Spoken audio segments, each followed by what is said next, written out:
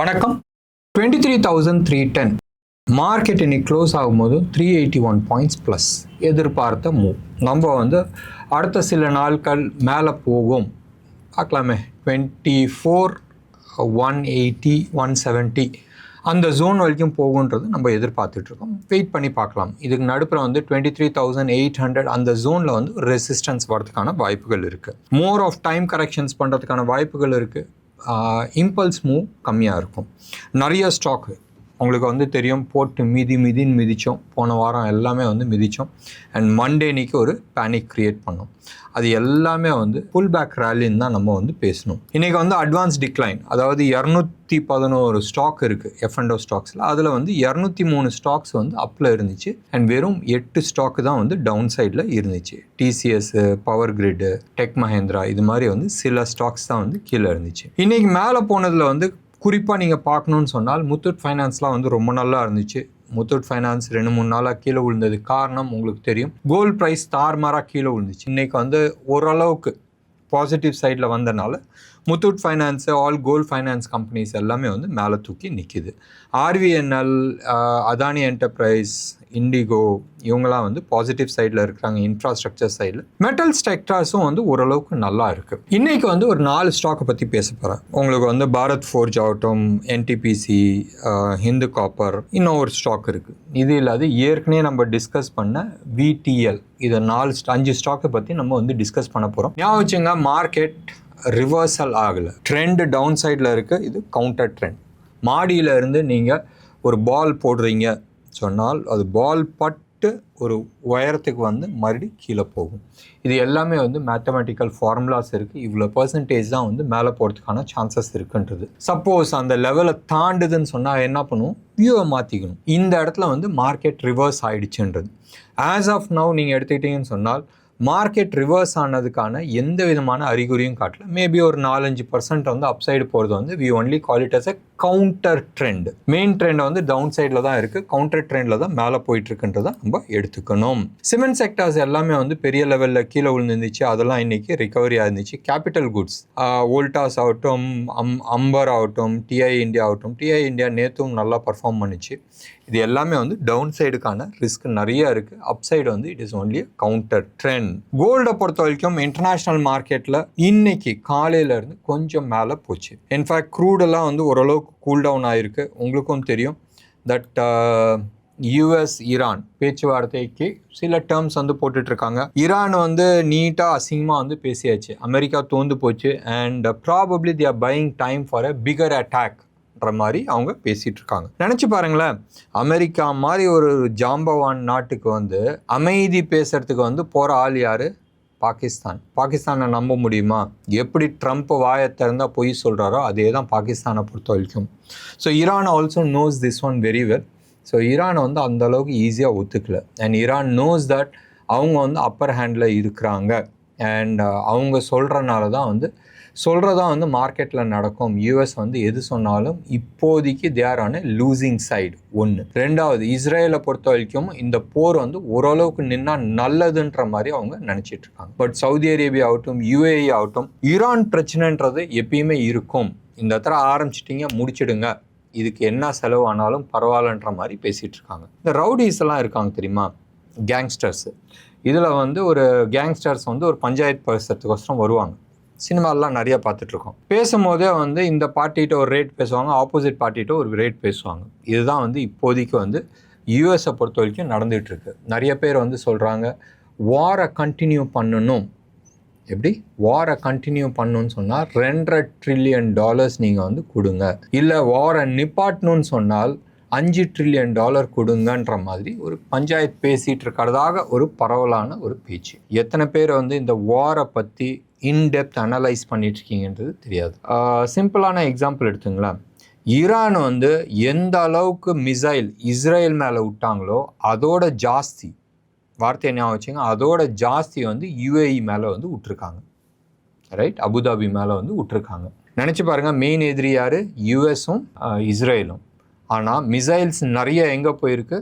UAE மேலே போயிருக்கு. எத்தனை பேர் இந்த இதுக்கு கேள்வி இது பண்ணியிருக்கீங்க, தேடி இருக்கீங்க? ஸோ ஒரு விஷயத்தை ஏன் சவுதி அரேபியா, ஏன் UAE ஏன் கத்தார் மேலே வந்து ஈரான் அடிக்குதுன்றது நீங்கள் யோசனை பண்ணி பாருங்கள். இதுக்கான பதில் கிடச்சிருச்சுன்னு சொன்னால் யார் சக்ஸஸ்ஃபுல் பர்சன்றதை நம்ம எடுத்துக்கலாம். ஞாபகம் வச்சுங்க, சவுதி அரேபியா ஆகட்டும், யுஏஇ ஆகட்டும், கத்தார் ஆகட்டும், இவங்க 3 பேருமே அவங்களோட பேஸ் அலோவ் பண்ணல ஈரான் மேலே அட்டாக் பண்ணுறதுக்கு. அவங்க இடத்துல வந்து எந்த விதமான பிளெயினும் கிளம்பல, எந்த விதமான மிசைல்ஸும் வந்து ஈரான் மேலே வரல. அதே மாதிரி இந்த 3 நாடுகளுமே அவங்களோட ஆர்மி இல்லை அவங்களோட மிசைல்ஸும் வந்து ஈரான் மேலே வரல. ஆனால் அடி வாங்குறது வந்து யுஏஇ தான் வந்து பெருசாக அடி வாங்குது. எத்தனை பேர் இதுக்கான பதில் தேடி இருக்கு? ஒரு சின்ன ஹிண்ட் கொடுக்குறேன். ட்ரம்ப் வந்து பதவி ஏற்றோன்னே ஒரு 3 கண்ட்ரிக்கு வந்தாங்க. மெயினாக Saudi Arabia, UAE and Qatar. And 3 கண்ட்ரியுமே வந்து Saudi Arabia close about $800 billion வந்து இன்வெஸ்ட் பண்ணியிருக்கிறாங்க. யுஏஇ $1.4 ட்ரில்லியன் வந்து இன்வெஸ்ட் பண்ணியிருக்கிறாங்க. கத்தாரை பொறுத்த வரைக்கும் அவங்க ராஜா யூஸ் பண்ண பிளெயின் ஒன்று ஃப்ரீயாக கொடுத்துருக்குறாங்க. 400 மில்லியன் ட்ரம்ப்புக்கு ஒரு பிளெயின் ஃப்ரீயாக கொடுத்துருக்குறாங்க. Plus close about $650 to $700 billion வந்து யூஎஸில் இன்வெஸ்ட் பண்ணுறாங்க. ஸோ இந்த 3 நாடுகளுமே சேர்ந்து க்ளோஸ் அபவுட் $2.5-3 ட்ரில்லியன் யூஎஸில் வந்து இன்வெஸ்ட் பண்ணுறாங்க. அண்ட் இன்டர்ன் என்ன கிடைக்குது? யுஏஇயில் நிறைய இன்டர்நேஷ்னல் பேங்க்ஸ் உள்ளே வந்திருக்கிறாங்க. ஏஐ ஆர்டிஃபிஷியல் இன்டெலிஜென்ஸ்க்கான டேட்டா சென்டர்ஸ் இருக்குது. என்விடியாவோட 5 லட்சம் சிப்பு வச்சு one of the best AI data சென்டரை வந்து யுஏஇயில் போட்டிருக்காங்க. இது இல்லாத நீங்கள் எடுத்து பார்த்தீங்கன்னா டெக்னாலஜி டெக்னாலஜி பெரிய லெவலில் வந்து எடுத்துகிட்டு வராங்க. அதே மாதிரி பேங்கிங் சிஸ்டம்ஸ் லைக் சிங்கப்பூர் எப்படி ஒரு காலத்தில் இருந்துச்சோ, அதுக்கு முன்னாடி எப்படி ஹாங்காங் இருந்துச்சோ, அதுக்கு முன்னாடி வந்து லண்டன் எப்படி வந்து ஒரு ஃபைனான்ஷியல் ஹப்பாக இருந்துச்சோ, அது மாதிரி யுஏஇ ஒரு ஃபைனான்ஷியல் ஹப்பாக இருக்குது. யுஏஇ அண்ட் துபாய் ஒரு ஃபைனான்ஷியல் ஹப்பாக இருக்குது. ஈரான் வந்து இந்த நாடுகளில் பாம்பு போடுறதுல 2 விஷயத்தை வந்து கன்வே பண்ணுறாங்க. மிடில் ஈஸ்டில் இருக்கிற அரப் கண்ட்ரீஸ் மைனஸ் யூஎஸ் நீ ஒன்றுமே கிடையாது. அண்ட் இந்த நாடுகளுக்கு எல்லாத்துக்குமே வந்து ஒரு விஷயம் தெரியும், ஆயிலோட ஆட்டம் முடிஞ்சு போச்சு, இவங்க அடுத்த கட்டத்துக்கு மூவ் ஆகணும். அண்ட் அந்த அடுத்த கட்டம் தான் வந்து இவங்க வந்து மூவ் ஆகிட்டுருக்காங்க. பட் அந்த அடுத்த கட்டத்தில் வந்து அமெரிக்காவோட மேஜர் பங்கு இருக்குது. And American companies and American government வந்து அதில் வந்து மேஜராக வந்து இன்வெஸ்ட் பண்ணுறாங்க. ஈரான் வந்து ஒரு பக்கா செய்தியை வந்து அனுப்புகிறாங்க, நீ யார் கூட வேணாலும் நீ கான்டாக்ட்ஸ் வச்சுக்க, ஆனால் ஏன் கூட வந்து நீ அண்டர்ஸ்டாண்டிங்கில் இருந்து தான் ஆகணும். And you cannot give financial muscle. Army பேஸை வந்து அடித்ததுன்றது வேறு விஷயம். பட் அவங்க அடித்தது வந்து பேசிக்லி எக்கனாமிக்கல் காரிடோர். இவங்க எது ஸ்ட்ரென்த்துன்னு நினச்சிட்டு வச்சிட்ருக்காங்களோ அதுதான் வந்து அவங்களோட வீக்னஸ். அண்ட் இந்த விஷயத்தை கை வைக்கும் போதும் அடித்தளத்தில் வந்து ஆட்டம் கல்லுது. நீங்கள் வந்து எப்பயுமே அமெரிக்கன்ஸ் நீங்கள் எடுத்து பார்த்தீங்கன்னா ரெஜீம் சேஞ்ச், ஒரு நாட்டோட தலைமையத்தை வந்து மாற்றுவாங்க. பங்களாதேஷில் பார்த்தோம், நிறைய கண்ட்ரீஸில் பண்ணியிருக்காங்க, வெனிசுலா பண்ணியிருக்கிறாங்க, யுக்ரைனில் ஆல்மோஸ்ட் ஒரு 7 வருஷத்துக்கு முன்னாடி பண்ணாங்க. அது மாதிரி நிறைய நாட்டில் வந்து பண்ணியிருக்கிறாங்க. ஈரானில் பண்ண முடியல. அண்ட் இன்டர்ன் ஈரான் வந்து அவங்க மேலே கை வச்சிருக்கிறாங்க. So it's more of a economical war rather than மிலிட்ரியாக வந்து அடிக்கிறதுக்கு. யூஎஸ் வந்து ஈஸியாக முடிச்சிடலான்னு நினச்சாங்க. பட் ஈரானோட கான்செப்டே வந்து டோட்டலாக மாற்றி வச்சுருந்தாங்க. லிபியாவில் வந்து கடாஃபி ஆகட்டும், இல்லை ஈராக்கில் சதாம் ஹுசைன் ஆகட்டும், இவங்க 2 பேர்த்தையும் ரிமூவ் பண்ணோடனே அந்த நாடே கம்திருச்சு.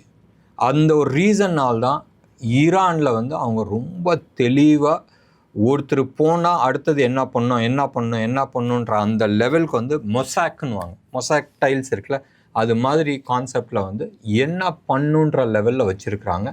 அண்ட் இண்டிபெண்ட்டாக ஒவ்வொருத்தரும் ஆப்ரேட் பண்ணுற மாதிரி தான் வச்சுருக்கிறாங்க. ஸோ இன்றைக்கி டேட்டில் யூஎஸ் ஆகட்டும் இல்லை இஸ்ரேல் ஆகட்டும் அவங்களால இதை பெனட்ரேட் பண்ண முடியல. அடுத்த லெவலில் வந்து they are able to do it.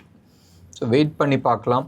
இது வந்து இன்றைக்கி நாளைக்கு முடிக்கிற சமாச்சாரம் கிடையாது. மறுபடியும் ஒரே ஒரு விஷயந்தான் நம்ம வந்து சொல்லிகிட்ருக்கோம். மார்க்கெட் மேலே போகிறது வந்து it is more of a corrective phase தான். டவுன் சைடு வந்துகிட்ருக்கு, மேலே வந்து ஒரு ஸ்மால் ட்ரெண்டு தான். It is more of a opportunity to exit. FIIs எடுத்துங்க, முந்தா நேற்று வந்து 10,441 கோடிக்கு விற்றுருக்குறாங்க.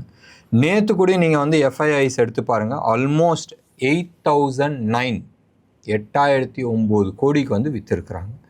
ஸோ இவ்வளோ பெரிய அமௌண்ட்டை வந்து வெளியில் எருக்குறாங்கன்னு சொன்னால் it is not a joke, right? இன்றைக்கு கூட நீங்கள் எடுத்து பாருங்கள், ஆல்மோஸ்ட் 400 பாயிண்ட்ஸ் வந்து மார்க்கெட் ப்ளஸில் இருக்குது. ரோல் ஓவர் ஆகும்னு நம்ம சொல்லியிருந்தோம், ரைட்? மார்ச் கான்ட்ராக்ட்டுக்கும் ஏப்ரல் கான்ட்ராக்ட்டுக்கும் நீங்கள் எடுத்து பார்த்தீங்கன்னா இந்த மந்த் கான்ட்ராக்டை எக்ஸிட் பண்ணிவிட்டு நெக்ஸ்ட் மந்த் கான்ட்ராக்டில் என்டர் பண்ணிகிட்ருக்காங்க. ரோல் ஓவர் இருக்கிறதுக்கு வாய்ப்புகள் இருக்குன்றது சொன்னோம். ஆனாலும் இன்றைக்கி 400 பாயிண்ட்ஸ் மேலே ஏறியும் இந்தியா விக்ஸ் குறையவே இல்லை. இன்ஃபேக்ட் இந்தியா விக்ஸ் வந்து 0.4% வந்து ஏறி இருக்கு. 400 பாயிண்ட் மார்க்கெட் ஏறியும் இந்தியா விக்ஸ் இறங்கலைன்னு சொன்னால் அப்போ மார்க்கெட்டில் அந்த ஃபியர் ஃபேக்டர்ஸ் இருக்குது. இந்தியா விக்ஸ் எதை காட்டுது? ஃபியரை தானே காட்டுது. அந்த பேசிக்காக விக்ஸ்ன்னு எடுத்துக்கிட்டாவே வோலட்டாலிட்டி இண்டெக்ஸ், அது மார்க்கெட்டில் இருக்கிற வோலட்டாலிட்டியும் பயத்தையும் தான் வந்து மெஷர் பண்ணுது. அண்ட் அந்த பயம் வந்து இன்னமும் குறையலை. நேற்று வந்து ஒரு நல்ல பாயிண்ட்ஸ் மேலே ஏறிச்சு. அண்ட் இன்றைக்கும் நேற்று வந்து ஒரு 470 பாயிண்ட்டு, இன்றைக்கி ஒரு 380 பாயிண்ட்டு ஏறியும் மார்க்கெட்டில் இந்தியா விக்ஸ் குறையலன்னு சொன்னால் நீங்களே அனுமானம் பண்ணிங்க வாட் இட் மீன்ஸ்ன்றது. இன்டர்நேஷ்னல் ப்ரைஸில் நேற்று டாலர் இண்டெக்ஸ் கொஞ்சம் வீக் ஆச்சு. அண்ட் க்ரூட் ப்ரைஸ் ஏறிட்டு இருக்கு, கோல்டு ப்ரைஸும் ஏறி இருக்குது. இன்றைக்கி க்ரூட் ப்ரைஸ் இன்றைக்கி காலையில் வந்து கொஞ்சம் குறைஞ்சிருக்கு. பட் கோல்டு ப்ரைஸ் தார்மாராக வந்து ஏறி இருக்குது. தார்மாரானா என்ன? ஆல்மோஸ்ட் வந்து 3.5% ஏறி இருக்குது. சில்வரை பொறுத்த வரைக்கும் 5.5% ஏறி இருக்குது. நேற்று ஆல்மோஸ்ட் கோல்டை பொறுத்த வரைக்கும் $4,050 வரைக்கும் வந்துருந்துச்சு. இன்றைக்கி $4,580 வந்து ட்ரேட் ஆகிட்டுருக்கு. ருப்பி டேர்ம்ஸில் நம்ம எடுத்துக்கிட்டோம்னு சொன்னால் கோல்டை பொறுத்த வரைக்கும் 15,050, 13,940 நான் பார்த்த ஞாபகம் இருக்குது. இது 24 கேரட் ஜிஎஸ்டியோட சென்னையில் விற்கிற ரேட். இன்றைக்கி 15,050 வந்து ட்ரேட் ஆகிட்டுருக்கு.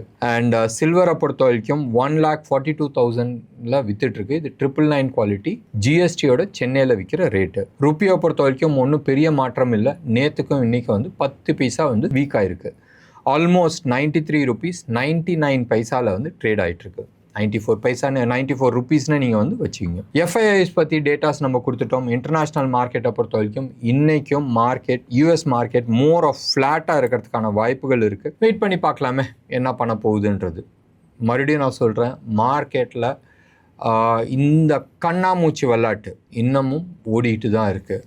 ஈரான் போரை முடிஞ்சோடனே எல்லாம் நார்மல் ஆச்சுன்றதை எதிர்பார்க்காதீங்க. சத்தியமாக நார்மல் ஆகலை. மெயின் பிரச்சனையை இன்னும் யாருமே கை வைக்கலை.